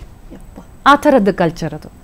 So ಒಂದೇನಂದರೆ as a performer ಬೇರೆ ಬೇರೆ ಬೇರೆ ಕಡೆ ವೇದಿಕೆ ಮೇಲೆ ಪರ್ಫಾರ್ಮ್ ಮಾಡಿದಾಗ ನಮಗೆ ನಾವು ಪರ್ಫಾರ್ಮ್ ಮಾಡೋದಲ್ಲದೆ ಆ ಜನರನ್ನು ನೋಡಿ ಆ ಒಂದು ಕಲ್ಚರನ್ನು ಅಬ್ಸಾರ್ಬ್ ಮಾಡುವಂಥ ಒಂದು ಅವಕಾಶ ಸಿಗುತ್ತಲ್ಲ, ಅದು ತುಂಬ ದೊಡ್ಡದು, ತುಂಬಾ ದೊಡ್ಡದು. ಅಲ್ಲ, ನನಗದೇ ಜಪಾನ್ದು ಅದು ಕೇಳಿದ್ರೆ ತುಂಬ ಕ್ವೈಟ್ ಇಂಟ್ರೆಸ್ಟಿಂಗ್, ಯೂನಿಕ್ ಅಂತ. Yes yes yes. ಸೊ ರಂಗಭೂಮಿ ಅಂತ ಬಂದಾಗ ಇತ್ತೀಚಿಗಿನ ರಂಗಭೂಮಿ ಬಗ್ಗೆ ನಿಮ್ಮ ಅಭಿಪ್ರಾಯ, ನಿಮ್ಗೆ ಇಷ್ಟ ಆಗೋ ಅಂಶ ಯಾವುದು, ಇಷ್ಟ ಆಗದೆ ಇರೋ ಅಂಶ ಯಾವುದು, ಚೆನ್ನಾಗಿ ನಡೀತಿದೆ ಅಂತ ಅನಿಸ್ತಿದ್ಯಾ ಈಗಿನ ರಂಗಭೂಮಿ? ಹೇಗೆ ನಿಮ್ಮ ಒಪಿನಿಯನ್? ರಂಗಭೂಮಿ ಬಗ್ಗೆ ಒಂದೇನಂದರೆ, ತುಂಬ ಕಡೆ ಸೆಮಿನಾರ್ಗಳಾಗತ್ತೆ. ಅದರಲ್ಲಿ ಒನ್ ಆಫ್ ದ ಸಬ್ಜೆಕ್ಟ್ಸ್ ಏನಿರುತ್ತೆ ಅಂದರೆ, ಈಸ್ ರಂಗಭೂಮಿ ಫ್ಯೂಚರ್, ಈಸ್ ಇಟ್ ಏನು ಇದೆಯಾ, ಒಂದು ಒಳ್ಳೆಯ ಭವಿಷ್ಯ ಇದೆಯಾ, ಸಾಕಷ್ಟು ಜನ ಬರ್ತಾ ಇದ್ದಾರೆ ರಂಗಭೂಮಿಗೆ ಅಂತ. ಇದು ಎಷ್ಟು ವರ್ಷದಿಂದ ನಡೀತಾ ಇದೆ ಅಂದರೆ there is no need to worry. Theatre was alive, is alive and will always be alive. ಯಾವ ಏನು ಟಿವಿ ಬಂದಾಗ ಅವಾಗ ಒಂದು ಚಿಂತೆ ಇತ್ತು, ಓ ರಂಗಭೂಮಿ ಉಳಿಯತ್ತಾ. ಆಮೇಲೆ ಸಿನಿಮಾ ಬಂದಾಗ ಚಿಂತೆ ಇತ್ತು, ರಂಗಭೂಮಿ ಉಳಿಯತ್ತಾ. ಮಲ್ಟಿಪ್ಲೆಕ್ಸ್ ಬಂದಾಗ ಚಿಂತೆ ಆಯ್ತು, ಮತ್ತೆ ಕಂಪ್ಯೂಟರ್ ಬಂದಾಗ ಚಿಂತೆ ಆಯ್ತು, ಇವಾಗ ಯೂಟ್ಯೂಬ್ ಬಂದ್ಮೇಲೆ ಚಿಂತೆ, ಇವಾಗ AI ಬಂದಿದೆ ಚಿಂತೆ. ಏನೇ ಮಾಡಿದ್ರು ಥಿಯೇಟರ್ ಹೋಗೋದಿಲ್ಲ. ಅಂದ್ರೆ ಏನ್ ಮೇಡಮ್, ಅಂದ್ರೆ ಒಂದು ಯೂನಿಕ್ ಕ್ವಾಲಿಟಿ ಏನಂದ್ರೆ ಥಿಯೇಟರ್ ಅಲ್ಲಿ ಒಂದು ನಿಮ್ಗೆ ಅದ್ರ ಜೊತೆಗೆ ಇರೋದ್ರಿಂದ ಕೇಳ್ತಾ ಇದ್ದೀನಿ, ಇಷ್ಟೆಲ್ಲ ಚೇಂಜಸ್ ಆಗ್ತಾ ಬಂದಿದ್ರು ಕೂಡ ರಂಗಭೂಮಿಗೆ ಅದರದೇ ಆದ ಪ್ರಾಧಾನ್ಯತೆ ಇರೋದಕ್ಕೆ ಪ್ರಮುಖ ಅಂಶ ಏನಂತ ಹೇಳ್ತೀರಾ? ನೋಡಿ, ನೀವೇ ಯೋಚನೆ ಮಾಡಿ, ಕೋವಿಡ್ ಬಂತಲ್ಲ, ಅವಾಗ ರಂಗಭೂಮಿ ಉಳಿಯತ್ತಾ ಅನ್ನೋ ಒಂದು ಡೌಟ್ ಬಂದ್ಬಿಟ್ಟಿತ್ತು. ಎಲ್ಲ ನಾವ್ ಇನ್ಮೇಲೆ ಆನ್ಲೈನೇ ಮಾಡ್ಬೇಕಾಗತ್ತಾ, ರಂಗಭೂಮಿ ಉಳಿಯತ್ತಾ, ಈ ಥರದ್ದು ಎಷ್ಟೋ ವಿಚಾರ ಸಂಕಿರಣಗಳು ನಡೀತು. ಸಿನಿಮಾದಲ್ಲೂ ಆ ಡೌಟ್ ಬಂದ್ಬಿಡ್ತು, ಜನ ಥಿಯೇಟರ್ಗೆ ಬರ್ತಾರಾ, ಸಿನಿಮಾ ಉಳಿಯತ್ತಾ. ಬಹುಶಃ ಭಾರತದ ಸೂಪರ್ ಹಿಟ್ ಚಿತ್ರಗಳು, ಎಷ್ಟೋ ಚಿತ್ರಗಳು ಕೋವಿಡ್ ಆದ್ಮೇಲೆ ಬಂತು ಅಲ್ವಾ? ಎಷ್ಟೋ ದೊಡ್ಡ ದೊಡ್ಡ ಚಿತ್ರಗಳು ಫ್ಲಾಪ್ಗಳು ಬಂದಿದೆ. That is not what I am saying is, ಜನ ಥಿಯೇಟರ್ಗೆ ಬಂದಿದ್ದಾರೆ. ಹೌದೌದು, ಬಿಕಾಸ್ ದೇ ವಾಂಟ್, ಅವ್ರಿಗೆ ಬೇಕಾಗಿದೆ. ಎಲ್ಲರ ಜೊತೆ ಕೂತ್ಕೊಂಡು ಒಂದು ಸಿನಿಮಾ ನೋಡಬೇಕು, ಎಲ್ಲರ ಜೊತೆ ಕೂತ್ಕೊಂಡು ಸಂಗೀತ ಕೇಳಬೇಕು, ನಮ್ಮ ಕಮ್ಯುನಿಟಿ ಜೊತೆ ಕೂತ್ಕೊಂಡು ಅಥವಾ ನಮ್ಮ ಬೇರೆಯವ್ರ ಜೊತೆ ಕೂತ್ಕೊಂಡು ಒಂದು ನಾಟಕವನ್ನ ನೋಡಬೇಕು, ಎಲ್ಲರೂ ಸೇರಿ ಚಪ್ಪಾಳೆ ತಟ್ಟಬೇಕು. ಒಂದು ಕ್ರಿಕೆಟ್ ಮ್ಯಾಚ್ ನೋಡಕ್ಕೆ ಇವತ್ತು ಜನ ಹೋಗ್ತಾರೆ. ಹೌದು ಹೌದು. ಟಿವಿನಲ್ಲಿ ನೋಡ್ಬೋದಾ? ಟಿವಿನಲ್ಲಿ ಇನ್ನೂ ಕ್ಲೋಸ್ ಅಪ್ ಅಲ್ಲಿ ನೋಡ್ಬೋದು ನೀವು. ಒಂದೊಂದು ಇದ್ರದ್ದು ಏನು ಏನಂತಾರೆ, ರೀಪ್ಲೇಗಳಿರುತ್ತೆ, ಹೈಲೈಟ್ಸ್ ಇರುತ್ತೆ, ಅದಕ್ಕೆ ಒಂದು ಕಾಮೆಂಟ್ರಿ ಇರುತ್ತೆ. ನೀವು ಒಂದೊಂದು ಶಾರ್ಟನ್ನು 5-6 ಆಂಗಲ್ ಇಂದ ನೋಡ್ಬೋದು. ಆದ್ರೂ ಯಾಕೆ ಜನ ಸ್ಟೇಡಿಯಂಗೆ ಹೋಗ್ತಾರೆ? Because they want that experience, live experience. ನಾವೆಲ್ಲ we are social beings. Human being is a social being, social animal. Human being is a social animal and we want, ನಮ್ಗೆ ಆ ಕನೆಕ್ಟ್ ಬೇಕು. ಸೊ ರಂಗಭೂಮಿ ಏನು ತೊಂದರೆ ಆಗಲ್ಲ. ಅದೊಂದು ಇವತ್ತಿನ ರಂಗಭೂಮಿ ಇಲ್ಲಿ ಬೆಂಗಳೂರಿನಲ್ಲಿ ಅಥವಾ ಕರ್ನಾಟಕದಲ್ಲಿ ಅಥವಾ ಭಾರತದಲ್ಲಿ ಅಂದರೆ ದಿನನಿತ್ಯ ಹೊಸ ತಂಡಗಳು ಹುಟ್ಕೋತಾ ಇರುತ್ತೆ, ದಿನನಿತ್ಯ ಹೊಸ ಪ್ರಯೋಗಗಳು ನಡೀತಾ ಇರುತ್ತೆ. ಬಹುಶಃ ಇವತ್ತಾಗಿರೋ ಪ್ರಯೋಗ ಅತ್ಯದ್ಭುತ ಇರ್ಬೋದು, ನಾಳೆ ಆಗೋ ಪ್ರಯೋಗ ಅಷ್ಟು ಚೆನ್ನಾಗಿಲ್ಲದೆ ಇರ್ಬೋದು. Quality will keep changing according to ಯಾರು ಮಾಡ್ತಿದ್ದಾರೆ, ಹೇಗೆ ಮಾಡ್ತಿದ್ದಾರೆ, ಅವ್ರಿಗಿರುವಂಥ ರಿಸೋರ್ಸಸ್ ಏನು, ಅವ್ರಿಗಿರುವಂಥ ಹಣದ ಅವೈಲಿಬಿಲಿಟಿ ಏನು, ಇದೆಲ್ಲ ಇದೆಯಲ್ಲ, ಅದು ಚೇಂಜ್ ಆಗ್ತಾ ಹೋಗ್ಬೋದು. ಬಟ್ ತಂಡಗಳು ಮಾಡೋ ನಾಟಕಗಳಂತೂ ನಿಲ್ತಾ ಇಲ್ಲ, ನಾಟಕಗಳು ನಡೀತಾನೆ ಇದೆ. ಆದ್ರೆ ರಂಗಾಯಣ ಮತ್ತು ನೀನಾಸಂ ಒಂದು ಶಿಸ್ತಿನ ಚೌಕಟ್ಟನ್ನು ಹಾಕೊಟ್ಟಂತವು. ನಮ್ಮ ಕನ್ನಡ ರಂಗಭೂಮಿಗೆ ನೀನಾಸಂ ಕೊಟ್ಟಿರುವ ಕೊಡುಗೆ ಬಹಳ ದೊಡ್ಡದು. Rangayana I think was a very big experiment. BV ಕಾರಂತರು ಮಾಡಿದ್ದು ವೆರಿ ಇಂಪಾರ್ಟೆಂಟ್. ಕನ್ನಡದ ಒಂದು ಬಹಳ ಇಂಪಾರ್ಟೆಂಟ್ ಸಂಸ್ಥೆ. Theatre is also state sponsored. ಸರ್ಕಾರನೂ ಕೂಡ ಆ ಥರ ಮಾಡಿದಾಗ ಕಲಾವಿದರಿಗೂ ಒಂದು ಪ್ರೋತ್ಸಾಹ ಅಂತ ಸಿಗುತ್ತೆ. ಕಲೆ ಅನ್ನೋದು ಯಾವಾಗಲೂ ಏನಾಗ್ಬಿಡುತ್ತೆ, ನಮ್ಮ ಇಂಪಾರ್ಟೆಂಟ್ ಬೇಸಿಕ್ ನೆಸೆಸಿಟೀಸ್ ಸಿಕ್ಕಿಲ್ಲ ಅಂದರೆ, ನೀವು ಹೊಟ್ಟೆ ತುಂಬಿಲ್ಲ ಅಂದರೆ ನೀವೇನು ಸಂಗೀತ ನೋಡೋದು, ನಾಟಕ ನೋಡೋದು